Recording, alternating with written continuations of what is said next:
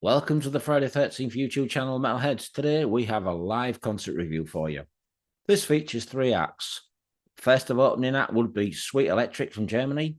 Second act would be a band called The Cards, which featured Paul Quinn from Saxon. And the headlining act would be Phil Campbell and the Bastard Sons. This was from a venue called the Warehouse in Leeds, and the concert was on the 23rd of November of 2023. So, without further ado, we're going to talk about the opening act, a German band called Sweet Electric. Now, this 5-piece band originally formed in Cologne, Germany. Now, I'm not too sure what year this band were formed, but the band were really interested to watch live. So the lineup for this band would be Brad on vocals, we'd have Mike on lead guitar, we'd have Mitchie on guitar, we'd have Jonas on bass, and on drums, Nico. So that's the lineup for Sweet Electric. Now, the image for the band Sweet Electric would be kind of crossed between The Darkness with vocalist Brad, who would look very similar to the English comedian Keith Lemon. Weird to say that, but he's also kind of got the image of Steel Panther. Now, I wasn't too sure what to expect from this band with the band's image, although I must admit the music was very interesting to watch. They were very good live. And after watching one of the videos, which is called Hair to the Throne, the band are very comical. They've certainly got a sense of humour. And I would have to say the band was certainly a fantastic opening act for this tour. Like I say, the Cards are very hard rock and blues. And as we all know, Phil Campbell and the Bastard Sons is very hard edge, very similar to Motorhead, but their own style as well. Sweet Electric's music is very similar to The Darkness. And also Australian band Rose Tattoo. The band hit the stage at Leeds Warehouse and went down pretty well with the audience. Though we knew everybody didn't know what to expect, but they did a really, really good show. They put on a great performance, and the band had plenty of energy live on stage. So, Sweet Electric would play roughly about 30-minute set. The set list would include Hair to the Throne, Leading the Blind, Killer Katrina, Living It Up, Somewhere in the Middle, Get Up, and the last song would be called Hard Times. All in all, the band were very interesting to watch live, very energetic, and the band are going to release their debut album very shortly. So, folks, watch out for the debut album of My Sweet Electric, which is going to be released in 2024. I wish the band all the best and success for the future. Next to it, the stage would be The Cards. Now, some of you guys out there may be not familiar with The Cards. The Cards was formed by Paul Quinn, original member for guitarist for Saxon, an amazing underrated guitarist. Plays really, really well. Also, this band would feature Harrison Young, who plays bass guitar and vocals. He would also be involved with the band Udo and also Doro, playing keyboards. This band would also feature Dutch drummer Koan Hairfest on drums, who's worked with the band Vandenberg, a very well-known Dutch guitarist. The band were formed in 2016, and the band's name, The Cards, actually came around in 2017. This power trio would play hard rock and blues and were a fantastic act for the Phil Campbell and the Bastard Sons tour. Now, some people out there wondering, are The Cards a real band? Yes, they are a real band. Paul's doing a fantastic job with Harrison and also Korn. The band would release their debut album in 2018. Which is available on Bandcamp, and so is the new album. So if you need to check out these guys' albums, I'm going to leave you a link at the end of this review. The band's new album is called Generation Jukebox. You may have seen the review I did for this album last month. If you haven't, please check it out. It's a great follow-up to the debut album. Can you believe that Paul Quinn has been with Saxon for 48 years? Congratulations, Paul, on your service to Saxon. You've done the band credit. And God bless you, mate. I hope things work out really well for you in the future with The Cards. You deserve it. So some of you guys are probably wondering what The Cards sound like. Now, for me, they come across between Deep Purple, Jimi Hendrix, and King's X, all of which suit the music very well for The Cards. Now, Harrison is a great singer live and is a fantastic bass player. As for Paul's guitar playing, it speaks volumes. Paul's a fantastic guitarist, has so much feeling in his music and playing.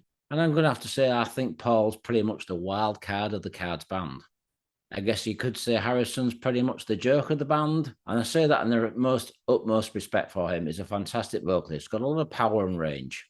Now, sadly, the original drummer, Conan Fairhurst, couldn't do the tour.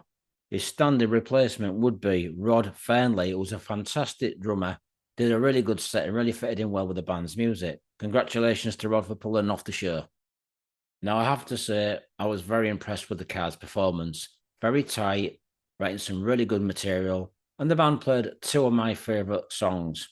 One of the songs they actually played live was called A Rock and Roll Rocket Ship, which I think is a fantastic song. This was from the band's debut album. The band would also play the song The Gambler, which is off the new album Generation Jukebox. Two brilliant songs, and to see them in the set list live really made my night. Watching the band live, they were full of energy and they were very, very happy on stage. You can see it in Paul's face and also Harrison's performance. Watching these guys live was absolutely fantastic. I was been waiting a long time to see these guys live, and I wasn't disappointed. They played a fantastic set, and seeing Paul playing the harmonica live was very interesting. I've never seen Paul play it before, especially when he was in Saxon. So it was something different for me, and the mixture of hard rock and blues. It was also good to know that the band also played a Saxon cover, which would be a cover of Princess of the Night.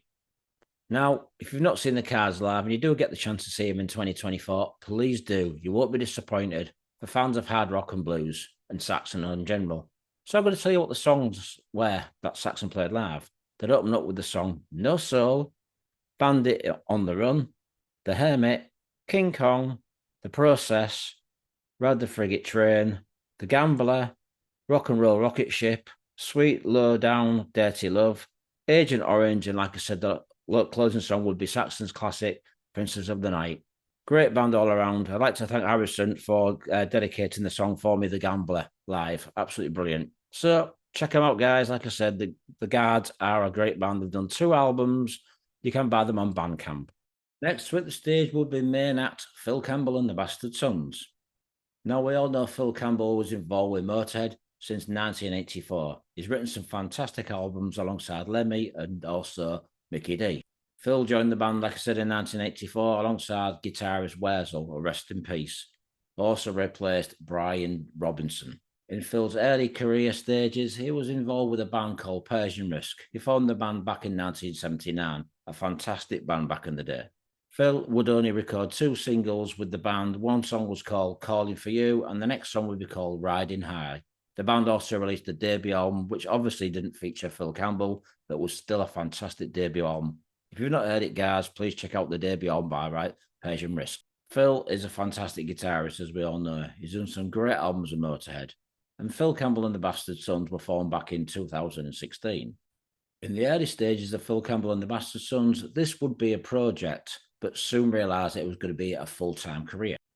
The band would feature his sons, Todd Campbell on lead guitars and harmonic. We'd have Dana Campbell on drums. We'd also have Tyler Campbell on bass guitar. Would be original singer Neil Stars. He quit the band in 2021, and his replacement is vocalist now, Joel Peters. Phil Campbell and the boys would release their debut EP in 2016. This would be followed by another EP called Live at the Solo-thon. This was released in 2017, and the band's debut album, The Age of Absurdity, in 2018. And this would be followed by the album We're the Bastards in 2020, and Live in the North in 2023, and the band's new album, which is called Kings of the Asylum, which is a fantastic album released on Nuclear Blast Records. The band have had some successful tours and also played some interesting festivals. They played the Download Festival in the UK. I managed to see these guys live for the first time this year at Headbangers Open Air in Germany, which is a unique festival, fantastic festival with a very small stage. The band went down extremely well at that festival. And so Phil Campbell and the Bastard Sons played an excellent set. All 3 brothers really pulled through with Father Phil, and also vocalist Joel did a fantastic job. Like I said, they do have that vibe of Motorhead, which is quite understandable considering his full career with the band. They also have other hints of bands like Zodiac Mindwarp, and a real dirty vibe to the music, very dirty rock and roll. Both father and son, Phil Campbell and also Todd Campbell, do a fantastic guitar trade-off between each other. Whereas the rhythm section by Tyler and Dana Campbell really perform well together. These guys play loud, fast and heavy, but very dirty rock and roll. So I'm going to tell you what the song titles were for this gig was.